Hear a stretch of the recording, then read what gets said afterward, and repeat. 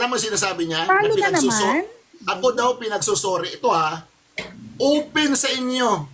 Hindi ako sinungaling. Utang na, hindi ako nag-bluff. Nang sinabi niya, hindi lang ako nagre-react eh. Kasi hindi ko siya pinapatulan sa content eh. Dahil wala. Kaya mo na siya na lang yun, no? Sabi niya, pinapag-sorry daw siya. Ako daw papasori. Pagpasok namin doon sa korte, tas sabi niya na amoy daw niya ako na mabaho. Sabi niya na amoy daw niya ako na mabaho. Amoy daw niya ako na mabaho. Tangina, naka-face mask siya eh.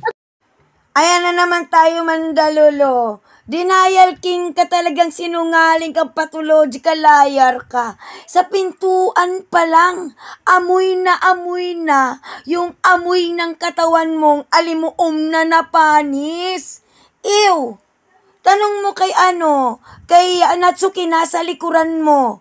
Naaamoy ka, hindi lang ako. Pati yung nagtatawag ng ng kaso. Nagtinginan kami, iba amoy mo, anlan sabi. Sa ating dalawa, ikaw ang mabilis manlan, sasalaki mo bang yan? Yang init-init sa labas. Si principal nga, ay Diyos ko Lord. At saka later na ako face mask. Si Attorney Steve nga, hindi nag-face mask all throughout. Tapos sabihin mo, bawal sa ating, bawal nga naman.